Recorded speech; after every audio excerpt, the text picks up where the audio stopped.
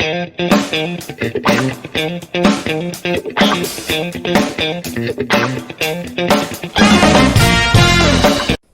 Students, स्वागत है आपका हमारी नई वीडियो में। आज की वीडियो से हम शुरू करने वाले अपनी क्लास 11th का सिलेबस। तो क्लास 11th के सिलेबस की अगर हम बात करें तो सबसे पहला चैप्टर हमारे पास जो आता है वो आता है सेट्स। तो सेट्स वैसे तो बहुत ही आसान चैप्टर होता है, साथ ही बहुत ही इंपॉर्टेंट चैप्टर होता है। अगर आप मैथमेटिक्स कंटिन्यू रखेंगे तो ये आपको बाद में जब हायर मैथमेटिक्स में आप जाएंगे तो आपको पता चलेगी सेट की कितनी वैल्यू होती है। फिलहाल सीबीएसई में हमारे लिए सेट बहुत आसान होते हैं। आप ध्यान से कॉन्सेप्ट्स को पढ़ेंगे तो आप इसकी मदद से और भी चीजें सोल्व कर पाएंगे। देखिए, अगर हम सेट की डेफिनेशन से बात करें तो सेट की डेफिनेशन में बताती है कि set is a well defined collection of object. मतलब ऐसा कलेक्शन जो सबके लिए सेम डिफाइन रहने वाला है। मतलब अगर मैं कोई बात कर रहा हूं किसी चीज की, लेट से मैं कहता हूं यहां पर collection of all months in a year. तो अगर बात करूं कि एक साल में जो मंथ्स होते हैं तो वो सबके लिए सेम रहने वाले हैं। हमारे पास सारे जनवरी फरवरी अप टू लेकर दिसंबर तक होने वाले हैं और वो सबके लिए सेम रहने वाले हैं। तो ये हमारे पास क्या हो जाएगा, एक सेट हो जाएगा। अब बात करें, लेट से हम कहते हैं कि फेवरेट टू स्पोर्ट्स की बात हम कर रहे हैं। तो लेट से मेरा फेवरेट टू स्पोर्ट्स क्या है, लेट से मैं कह देता हूँ क्रिकेट एंड फुटबॉल। कोई अलग बंदा कह रहा है कि उसका फेवरेट स्पोर्ट्स क्या है, क्रिकेट एंड हॉकी। कोई अदर कह रहा है, कोई दो अदर। तो इस तरह जो अब ये हमारे पास कलेक्शन होने वाली है सबके लिए अलग अलग है। तो जो हमारे पास अब बात हम कर रहे हैं कि वेल डिफाइंड होना चाहिए, तो वेल डिफाइंड नहीं है। सबके लिए अपने अलग अलग पॉइंट ऑफ व्यू है, सो दैट उनके जो वो है फेवरेट टू स्पोर्ट्स है वो भी अलग अलग हो जाते हैं। तो इस वजह से अगर हम बात करें कि फेवरेट टू स्पोर्ट्स, तो वो हमारा सेट नहीं माना जाएगा। कुल मिलाकर सेट वो चीज है जो मेरे लिए सेम रहने वाली है, आपके लिए सेम रहने वाली है, चिंटू के लिए सेम रहने वाली है, पिंकू के लिए सेम रहने वाली है, सबके लिए सेम रहने वाली है। तो सेट की डेफिनेशन के बाद अगर हम बात करें हमारे पास रिप्रेजेंटेशन कैसी होती है इसकी, देखिए आप अगर हम बात कर रहे हैं इसकी रिप्रेजेंटेशन,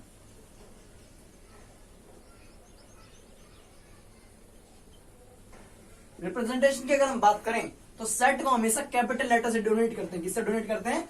कैपिटल लेटर से। हमेशा हमारे पास कोई कभी स्मॉल लेटर से हमसे नोटेशन नहीं देंगे। साथ ही हमारे पास तीन तरह के ब्रैकेट होते हैं। एक आपके पास होता है ओपन ब्रैकेट, एक आपके पास होता है कर्ली ब्रैकेट और साथ में एक आपके पास होता है स्क्वायर ब्रैकेट। इसको हम पैरेंथेसिस ब्रैकेट भी कहते हैं। तो जो हमारे पास कर्ली ब्रैकेट होता है ये हमारे पास रिप्रेजेंटेशन के लिए यूज होता है। तो अगर हम किसी सेट को रिप्रेजेंट करना चाहते हैं तो वहां पर हम कैपिटल लेटर के इक्वल में कर्ली ब्रैकेट बनाते हुए और उसके अंदर वो डाटा दिखाएंगे जो हमारे लिए वेल डिफाइंड है। लेट्स से हमारे पास अभी मैंने बात की थी collection of all the months in a year, तो वो सारे मंथ्स के नाम हम यहाँ लिखेंगे इंक्लूडिंग कोमा। मतलब एक मंथ का नाम लिखेंगे हम Jan and then comma and then Feb and then comma. इस तरह हम कहां तक जाएंगे? दिसंबर तक। तो यहाँ पर हमें रिप्रेजेंटेशन कैसे है, पहली बात कैपिटल लेटर से डोनेट करेंगे, सेकंड थिंग कर्ली ब्रैकेट के अंदर अपना डाटा वहां पर रखेंगे। तो अब उसकी नोटेशन के बाद देखते हैं हम सेट को कितनी तरह से लिख सकते हैं। तो सेट को रिप्रेजेंट करने के लिखने के हमारे पास दो तरीके होते हैं। कितने तरीके होते हैं? दो तरीके। पहले तरीके की हम बात करें तो उसे हम कहते हैं रोस्टर फॉर्म। क्या कहते हैं? Roster form.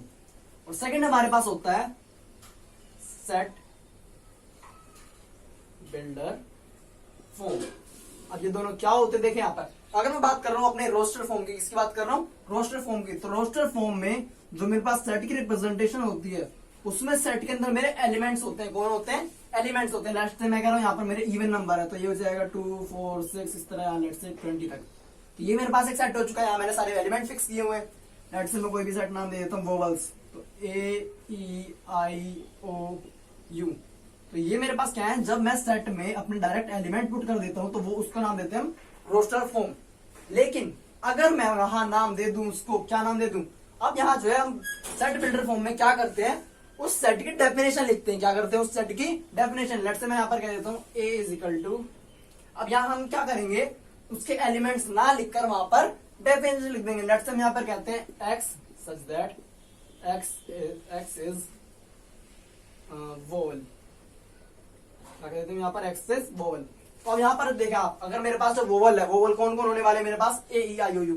तो दोनों बातें सेम ही चीज रिप्रेजेंट कर रही हैं लेकिन अलग अलग तरीके से। यहाँ पर हमने उसे डेफिनेशन के थ्रू लिखा और यहाँ पर हमने उसे डायरेक्ट एलिमेंटल फॉर्म में लिख दिया है। लेट्स से अगर मैं यहाँ पर मंथ रिप्रेजेंट करता हूँ यहाँ पर, तो जनवरी फरवरी मार्च अप्रैल इस तरह अप टू दिसंबर तक जाएगा यहाँ पर। लेकिन अगर मैं यही यहाँ कह दूं A equal to curly bracket के अंदर X such that X is month in a year, तो इस तरह का यहाँ पर मैं नाम दे दूं अपने, तो यहाँ पर देखें आप दोनों बातें सेम ही चीज रिप्रेजेंट कर रही हैं, लेकिन यहाँ पर हमने उसे बाय डेफिनेशन लिखा और यहाँ पर हमने डायरेक्ट उसके एलिमेंट्स पुट कर दिए। तो जब भी हम सेट को बाय डेफिनेशन लिखेंगे उसको हम कहेंगे सेट बिल्डर फॉर्म। क्या कहेंगे उसको हम? Set builder form.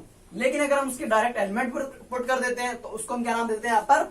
Roster form. आपको दोनों चीजें ध्यान में रखनी है। आपकी फर्स्ट एक्सरसाइज में इसके ऊपर हम कुछ क्वेश्चन करने वाले हैं। तो एक छोटा सा कॉन्सेप्ट देखते हैं, उसके बाद हम अपनी एक्सरसाइज शुरू करने वाले हैं। तो अगर हम बात करें तो हमारे पास एक चीज आती है, लेट्स से हमको सेट नोटेशन हमने यहाँ पर दे दी है 1 2 3 4 5 इस तरह से कुछ, लेट्स से हमने यहाँ पर 5 7 बस ये हमारे पास सेट है। इसके अंदर कितने एलिमेंट्स हमारे पास? 1 2 3 4 5 6। तो ये जो हमारे पास है ये हमारे पास क्या है? Number of element. तो नंबर ऑफ एलिमेंट को रिप्रेजेंट करने के हमारे कुछ इस तरीके होते हैं। Number of element in set ए कितने हमारे पास यहाँ पर? 6। इस तरह रिप्रेजेंट कर सकते हैं। साथ ही अब अगर आप यहाँ पे देखें इन टर्म्स को क्या कह देते हैं? एलिमेंट्स। आप पहले पता कर चुके हैं। अब हम क्या कह रहे हैं कि जो इनके एलिमेंट्स हैं यहाँ पर एक चीज आती है बिलोंग टू और not belong to. Belong to and not belong to. देखें अगर मैं कहता हूं मेरा जो 2 है यहाँ पर एक 2 एलिमेंट गिवन है मुझे, क्या वह सेट ए के अंदर है? बिल्कुल है। तो जब भी कोई एलिमेंट उस किसी सेट के अंदर होगा तो हम वहां पर क्या कह देते हैं कि वो एलिमेंट ए को बिलोंग कर रहा है। क्या कर रहा है? वो एलिमेंट ए को बिलोंग कर रहा है। अगर लेट्स से मैं कह देता हूं यहाँ पर 6, तो क्या सेट 6 मेरे सेट ए के अंदर है? नहीं है। तो इसका मतलब क्या है? 6 सेट ए को बिलोंग नहीं कर रहा। अगर मैं कहता हूं लेट्स से यहाँ पर 9, तो क्या वो सेट ए के अंदर है? बताएं आप। नहीं है। तो इसका मतलब 9 भी सेट ए को बिलोंग नहीं कर रहा। अगर मैं कहता हूं 3, तो क्या वो सेट ए के अंदर है? बिल्कुल है। अगर अंदर है तो वो बिलोंग कर रहा है। तो आपको इसी बेस पे आपको कुछ क्वेश्चन मिलने वाले हैं। आइए अब अपनी एक्सरसाइज हम सॉल्व करते हैं। तो आइए हम अपनी एक्सरसाइज 1.1 शुरू करते हैं। अगर आप क्वेश्चन नंबर फर्स्ट पढ़ें तो क्वेश्चन नंबर फर्स्ट में हमसे पूछा गया चेक करें क्या ये सेट हमारा है या फिर सेट हमारा नहीं है। तो देखिए यहाँ पर क्वेश्चन के साथ डिस्कस करते हैं। तो अगर हम बात करें अपने फर्स्ट क्वेश्चन के फर्स्ट पार्ट की, तो हमसे कहा गया collection of all the months beginning with letter J. तो जे से कौन कौन शुरू होता है हमारे लिए? बताएं आप। जनवरी, जून एंड जुलाई। तो अगर मैं एक सेट नाम दे दूं इनको, एक सेट नाम दे दूं लेट्स से यहाँ पर, लेट्स से मैं नाम देता हूँ के हमारे पास एक सेट है जिसके अंदर ये 3 एलिमेंट है। तो अब आप ध्यान से सोचे क्या ये एलिमेंट सबके लिए सेम रहने वाले हैं? क्या सबके लिए यही 3 मंथ्स है जो जे से शुरू होते हैं? बिल्कुल ऐसा, और कोई किसी और के लिए अलग मंथ नहीं होने वाला। क्या जे से शुरू होगा? नहीं। तो सिर्फ ये 3 फिक्स एलिमेंट हैं जो सबके लिए सेम रहने वाले हैं। दैट मीन्स ये मेरे पास एक गिवन सेट है। सेकंड पार्ट पढ़े आप, the collection of 10 most talented writer in India. तो अब अगर हम बात करें 10 मोस्ट टैलेंटेड राइटर, तो सबके अपने अपने अलग पॉइंट ऑफ व्यू होने वाले हैं। कोई किसी राइटर को अच्छा बताने वाला, कोई किसी राइटर को अच्छा बताने वाला, कोई किसी को पढ़ना पसंद करता है तो कोई किसी को। तो अब यहाँ पर अगर आप देखें तो ये हमारे पास यहाँ पर एक वेल डिफाइंड चीज नहीं है। सबकी इसके लिए अपनी अलग अलग डेफिनेशन है। तो हमारे पास सेकंड पार्ट क्या होने वाला है? एक सेट नहीं है। थर्ड देखें आप यहाँ पर, a team of 11 best cricketer batsman of the world. अब अगर आप अगेन हमारे पास सेम फिर से बात आती है, अगर आप बात कर रहे हैं बेस्ट बैट्समैन की, तो आप हमारे पास हर बैट्समैन की एक अलग अलग डेफिनेशन है, हर बैट्समैन की अपनी कुछ अलग टैलेंट है। तो अब इसके लिए भी हम नहीं बता सकते कि हमारे लिए, क्योंकि हमारे लिए अपने टॉप 11 अलग होने वाले हैं। अगर कोई अदर बंदा सिलेक्शन कर रहा है उसके लिए अलग होने वाले हैं, बीसीसीआई सिलेक्शन कर रही है उसके लिए अलग होने वाले हैं। तो अब यहाँ पर ये भी हमारा जो थर्ड पार्ट है ये भी एक सेट नहीं है। फोर्थ देखते हैं यहाँ पर, the collection of all the boys in your class. तो अगर हम एक आपकी क्लास की बात करें तो आप देखेंगे कि वो सबके लिए सेम रहने वाले। अगर एक फिक्स क्लास की हम बात कर रहे हैं, लेट्स से आपकी कोई 11th ए सेक्शन है हमारे पास, तो ए सेक्शन में जितने लड़के होने वाले हैं, आपकी उस क्लास की फिक्स क्लास की बात कर रहे हैं, तो वो सबके लिए सेम रहने वाली है। वो सबके लिए सेम रहने वाली है। आगे देखते हैं आप, तो वो भी हमारे पास एक सेट हो जाएगा। तो अगर आप नेक्स्ट बात करें पॉइंट 5th की, the collection of all natural number less than 100। तो अगेन ये हमारे पास एक फिक्स चीज है। अगर हम 1 to 100 की बात कर रहे हैं तो यहाँ पर जो हमारे पास नेचुरल नंबर होने वाले हैं वो सबके लिए सेम होंगे। आगे देखें आप, a collection of novel written by Munshi Premchand. तो अगर हम बात कर रहे हैं यहाँ पर कि अब नोवेल जो मुंशी प्रेमचंद जी ने लिखी है, तो अगर उनकी कलेक्शन करें तो वो सबके लिए सेम होने वाली है, क्योंकि वो तो हमने एक राइटर फिक्स कर दिया यहाँ पर। अपने कोई हमने यहाँ अपनी मन से में राइटर नहीं उठाना है, तो हमने उनका राइटर फिक्स कर दिया अपना, उनकी सारी बुक्स की कलेक्शन सबके लिए सेम होने वाली है। नेक्स्ट देखिए आप, collection of all the even integer. अब even integer again, even integer सबके लिए सेम है। इवन इंटीजर सबके लिए सेम है। अगर हम बात कर रहे हैं हमारे पास यार 2 4 6 इस तरह चलता जा रहा है, 2 एंड कहां तक इन्फिनिटी तक हमें नहीं पता। तो ये वैल्यू सबके लिए सेम होने वाली, क्योंकि इवन की सिर्फ एक ही डेफिनेशन होती है कि वो 2 से डिविजिबल हो, और सबके लिए सेम डेफिनेशन है। अगर आप अगला यहाँ पर नेक्स्ट पार्ट देखें तो हमसे कहा गया है collection of all the question in this chapter. तो अगर हम आपके फर्स्ट चैप्टर की बात करें तो इसमें जो क्वेश्चन आपके लिए होने वाले हैं वही हमारे चिंटू, पिंकू, रिंकू, हिंकी जो भी है सबके लिए सेम होने वाले हैं। ऐसा नहीं है कि उनके लिए हम अलग से बुक प्रिंट कराने वाले हैं। अगला क्वेश्चन देखें आप, the collection of the most dangerous animal of the world. Again अब बात कर रहे हैं मोस्ट डेंजरस एनिमल, इसके लिए भी सबकी अपनी अलग डेफिनेशन होने वाली है। कोई देख कर डर रहा है, कोई उसके काटने की वजह से डर रहा है, कोई उसके कि वो इतना हमारे पास जहरीला इस वजह से डर रहा है। तो सबकी अपनी अपनी अलग अलग डेफिनेशन हैं। तो इस वजह से अगर हम बात करें 10 मोस्ट डेंजरस एनिमल, तो ये भी हमारे पास एक कलेक्शन नहीं है सेट की। क्यों? क्योंकि सबके लिए अलग अलग यहाँ पर अपनी डेफिनेशन हैं। इससे हमें सिर्फ इतना पता चलता है कि अगर हमारे पास एक वेल डिफाइंड कलेक्शन है, मतलब सबके लिए जो सेम है वो सेट होगा। लेकिन अगर सबके लिए अलग अलग डेफिनेशन बन जाती है तो वो हमारे पास एक सेट नहीं है। तो अगर आप अब क्वेश्चन नंबर सेकंड देखें तो हमें क्वेश्चन नंबर सेकंड में एक सेट गिवन है 1 to 6, इसमें एलिमेंट्स हैं और क्वेश्चन में कहा गया है कि हमें 2 सिंबल्स यूज करने हैं, एक हमारे पास बिलोंग टू एंड एक नॉट बिलोंग टू। इन 2 सिंबल्स को हमें यहाँ पर फिल करना है। तो देखें यहाँ पर बड़ा इजी है। तो अगर हम बात कर रहे हैं 5, तो क्या ये 5 हमारे सेट ए में है? बिल्कुल है। दैट मीन्स 5 जो है वो मेरा सेट ए से बिलोंग कर रहा है। तो यहाँ पर हम अपने सिंबल लिखते हैं, 5 मेरा सेट ए से बिलोंग कर रहा है। अगला 8, अब देखें आप, क्या 8 सेट ए में है? नहीं है। तो इसका मतलब 8 सेट ए को बिलोंग नहीं कर रहा। अगला देखते हैं 0, क्या 0 सेट ए में है? बिल्कुल नहीं है। देख लें आप 1 से चुके वहां पर, तो ये भी हमारे पास नॉट बिलोंग टू। 10 देखे आप, क्या 10 हमारे पास सेट ए में है? नहीं है। Again not belong to. 2 देखते हैं, तो 2 हमारे पास है, बिल्कुल है। सो 2 बिलोंग करता है यहाँ पर।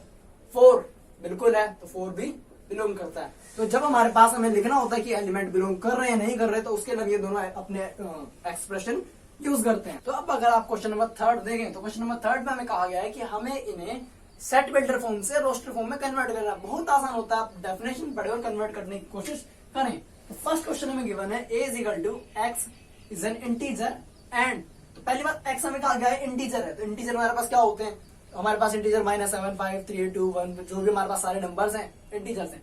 अब क्वेश्चन में हमें कहा गया इंटीजर है, साथ भी कंडीशन गिवन है कि x क्या है, -3 से तो बड़ा होगा और 7 से छोटा होगा। तो देखिए यहाँ पर लिखने की कोशिश हम करते हैं, a इज इक्वल टू, तो -3 से बड़ा -2 होगा, -1 होगा, 0, 1, 2, 3, 4, 5, 6 और 7 से छोटे होने चाहिए, तो इसलिए हम 6 के आगे मूव नहीं करेंगे। तो अगर आप देखें जब हमने ए की डेफिनेशन को जिस तरह लिखी, सिर्फ क्या पढ़कर x is an integer and बाद में जो कंडीशन गिवन है वो उसका यूज करके। सेकंड आप अगर देखें, थर्ड अगर देखें आप, सेकंड आपको ट्राई कीजिए, बहुत आसान है। तो x is a 2 digit number है such that sum of the digit is 8। इसका मतलब क्या है? लेट्स से कोई नंबर लिखते हैं यहाँ पर 53, तो आप देखेंगे इन दोनों को ऐड करके हमारे पास कितना आएगा? 8। तो इस तरह के हमें सारे नंबर लिखने हैं जिनका सम करके कितना आना चाहिए? 8। कोशिश करते हैं यहाँ पर हम। तो सबसे पहला 17, उसके बाद अब आपने क्या करना है, आप फर्स्ट नंबर में एक इंक्रीज कीजिए और बाद वाले में एक डिक्रीज कीजिए।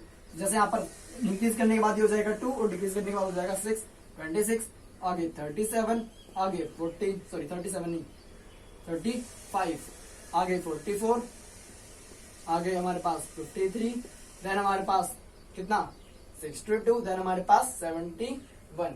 तो आप यहाँ पर देखिए ये हमारे पास वो सारे नंबर्स हैं, 2 डिजिट नंबर हैं जिनके डिजिट का सम कितना आएगा? 8। चेक कर ले आप, अगर इनके अलावा कोई नंबर है तो आप खुद ट्राई कीजिए आपको कोई नया नंबर मिलता है या फिर नहीं। देखें अगर हम फोर्थ पार्ट देखें तो हमें कहा गया D is a prime divisor of 60, मतलब D को ऐसे कौन कौन से प्राइम नंबर है जो डिवाइड करते हैं। तो अगर हम लिखे यहाँ पर बड़ा आसान है हमारे पास, देखें यहाँ पर, तो पहले सबसे पहला 2, 3 भी करता है, 5 भी करता है, अब उसके बाद 6 करता है, लेकिन 6 प्राइम डिविजर नहीं है, 6 हमारा एक प्राइम नंबर ही नहीं है। 10 प्राइम नंबर नहीं है। और कौन पता है आप? तो बाकी सारे अब जो आगे हमारे पास इसके डिवाइजर आने वाले हैं वो हमारे पास प्राइम नंबर नहीं है। तो सिर्फ प्राइम नंबर की अगर हम बात कर रहे हैं प्राइम डिवाइजर की, तो वो सिर्फ हमारे पास कौन कौन है यहाँ पर? 2, 3 और 5। तो अब फिफ्थ पार्ट में हमें कह रहा है क्वेश्चन कि E is equal to the set of all the letters in the word trigonometry. तो अब यहाँ पर हमें क्या करना है? सेट लिखना है। तो देखिए सेट लिखने के बाद आप एक खास ध्यान कुछ क्वेश्चन में देखेंगे। तो शुरू करते हैं पहले सबसे पहला word T, letter T, then letter हमारे पास R, देन हमारे पास I, then G, then O and then उसके बाद N एंड फिर से हमारे पास O आ चुका है। तो जब भी आप सेट बिल्डर फॉर्म से रोस्टर फॉर्म में आ रहे होंगे तो आप खास बात ध्यान रखेंगे, सेट के अंदर कभी भी एलिमेंट्स रिपीट नहीं होते, कभी भी एलिमेंट रिपीट नहीं होते। तो ओ हमारा नेक्स्ट एलिमेंट होने वाला था, लेकिन यहाँ पर हम ओ पहले से लिख चुके हैं। उसको डबल डबल यहाँ नहीं लिखेंगे। वो के बाद हमारे पास आता है m, देन हमारे पास e, देन अगेन r। तो r हम फिर से लिख चुके हैं, वहां भी हम रिपीट नहीं करेंगे। देन उसके बाद y। कभी भी हम एक सेट के अंदर अपने एलिमेंट्स रिपीट नहीं करेंगे। तो यहाँ पर हमारा कंप्लीट रिप्रेजेंटेशन इस तरह कुछ हो चुके हैं। अब आप अगर इसका नेक्स्ट पार्ट देखें, सिक्स पार्ट देखें, तो उसमें भी आपने यही करना है। बस खास बात ध्यान रखनी है कि उसमें आप एलिमेंट्स रिपीट नहीं करेंगे। अब आपके पास सेकंड और फोर्थ आप खुद ट्राई कीजिएगा।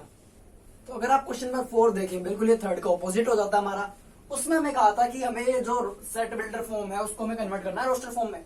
अब हमारे पास रोस्टर फॉर्म गिवन है, हमें कन्वर्ट करना है सेट बिल्डर फॉर्म में। बड़ा इजी, हम बस थोड़ा सा खुले दिमाग से हमें देखना है यहाँ पे। देखें यहाँ पर जैसे ये हमें क्या गिवन है 3, 6, 9, 12। तो आप देखेंगे 3 के मल्टीपल है, क्या है हमारे पास 3 के मल्टीपल है। तो हम यहाँ पर लिखने की कोशिश करते हैं, x है जो क्या है यहाँ पर x की वैल्यू किसके बराबर होनी है 3 के मल्टीपल, तो 3n। इस तरह कुछ क्या है यहाँ पर हमने x जो है वो क्या है हमारे पास 3 का मल्टीपल है। तो x को हमने नाम दे दिया x इक्वल टू 3n। जहां पर कंडीशन एक और हमारे पास क्या है कि n हमारा कहां तक जा रहा है, शुरू हो रहा है 1 से और कहां पर खत्म हो रहा है हमारे पास 4 तक। इस तरह कुछ, क्योंकि 4 से 12 तक यहाँ पर एंड हो रहा है। तो देखिए आप, हमने इसको जो हमारे पास रोस्टर फॉर्म गिवन थी, हमने उसे सेट बिल्डर फॉर्म में कन्वर्ट कर दिया। अगला देखते हैं हम। तो अब यहाँ पर अगर आप देखें ध्यान से, तो ये 2, 4, 8, 12, 16, 32। तो ये हमारे पास क्या गिवन है, 2 की पावर इंक्रीज हो रही है, पहले पावर 1, फिर 2, फिर 3, फिर 4, फिर 5। तो यहाँ पे अगर हम लिखने की कोशिश करें तो a इज इक्वल टू, अब x है और x किसके बराबर हो जाएगा 2 की पावर n। क्या हो जाएगा यहाँ पर 2 की पावर n, पावर इंक्रीज होती जा रही है यहाँ पर। यहाँ पर एक और कंडीशन डालते हैं, n कहां से कहां तक जा रहा है 1 to 5। तो n less than equal to 1 and greater than equal to 1 and up to 5 जा रहा है। तो यहाँ पर लेस देन इक्वल टू 5। तो अब देखें यहाँ पर हमने सेम आपका इसी तरह ये क्वेश्चन है। इसमें क्या होगा, इसमें 5 की पावर इंक्रीज हो रही है, तो पहले 5 की पावर 1, 2, 3, 4। यहाँ पर लिख देते हैं हम x सच दैट 5 की पावर n कॉमा, अब n की क्या कंडीशन है, कहां से कहां तक है 1 से लेकर 4 तक। इस तरह से कुछ लिख सकते हैं हम आगे। अब ये अगर आप ध्यान से देखें इसको, तो ये हमारे पास क्या हो चुका है set of all even number 2, 4, 6, 8, 10, 12। इस तरह हमारे पास सीरीज आगे चलती जा रही है। यहाँ पर लिखते हैं हम, सॉरी ये C, ये B और ये हमारे पास यहाँ पर D। तो अब ये हमारे पास क्या हो चुका है x such that x is even number. तो x हमारे पास क्या हो चुका है इवन नंबर। सारे अब जो है इवन नंबर से वो इसके अंदर इंक्लूड हो जाएंगे। नेक्स्ट देखते हैं हम 1, 4, 9 डैश डैश तो 100। अब ये अगर आप ध्यान से देखें तो हमारे पास क्या आ चुका है, यहाँ पर हमारे पास स्क्वायर की सीरीज चल रही है, 1, 2 का स्क्वायर, 3 का square, dash dash dash up to 10 का स्क्वायर। तो इसीलिए हम लिख सकते हैं यहाँ पर e is equal to x such that x हमारे पास किसके इक्वल है n स्क्वायर के इक्वल। किसके इक्वल है n स्क्वायर के इक्वल, नंबर के स्क्वायर के इक्वल। जहां पर n मेरा क्या है, n मेरा ग्रेटर देन 0 है या फिर less than equal greater than equal to 1 है और अप टू कहां तक जा रहा है वो 10 तक। इस तरह से कुछ। तो देखिए आप, बड़ा इजी, आपने जस्ट क्वेश्चन ऑब्जर्व करना है और उसकी डेफिनेशन आपने लिख देनी है। तो अब अगर आप क्वेश्चन नंबर 5 देखें तो वहां पर आपको क्या देखने को मिलता है, वो बिल्कुल हमें कह रहा है क्वेश्चन एलिमेंट्स लिखने में। तो एलिमेंट्स का मतलब वही होता है कि हमें सेट को अगेन रोस्टर फॉर्म में ला के लिखना है। तो आप इसको बिल्कुल क्वेश्चन नंबर 3 की तरह कंप्लीट कर सकते हैं। एक दो हम छोटे से कर लेते हैं, फिर आप बाकी पूरी क्वेश्चन ट्राई कीजिएगा। तो लेट्स से अगर मैं बी यहाँ पर क्वेश्चन उठाऊं, तो बी मुझे कहा गया क्वेश्चन में x such that x is an integer, x is an integer and x lies between -1/2 and 9/2। -1/2 का कितना मतलब है -0.5, -0.5 और 9/2 का मतलब है 4.5।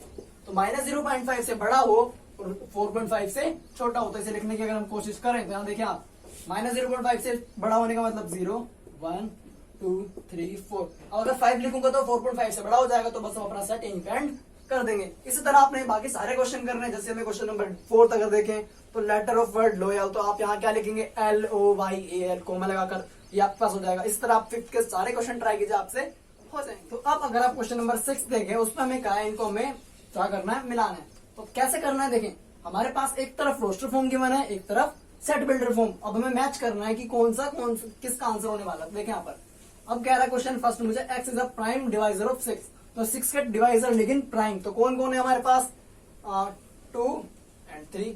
अगर बात करें 6 की तो 6 प्राइम नहीं है यहाँ पर। तो हमारे पास पहले का आंसर हमारे पास क्या आ जाता है, ये हमारा मैच हो गया यहाँ पर। ठीक, अगला x is an odd natural number. Odd natural मतलब मीन्स 1, 3, 5, 7, 9, 10, 9, 11, 17, 13, 15 जो भी इस तरह के हैं। अब यहाँ पर कह रहा है लेकिन एक कंडीशन हो हमारे पास लेस देन 10।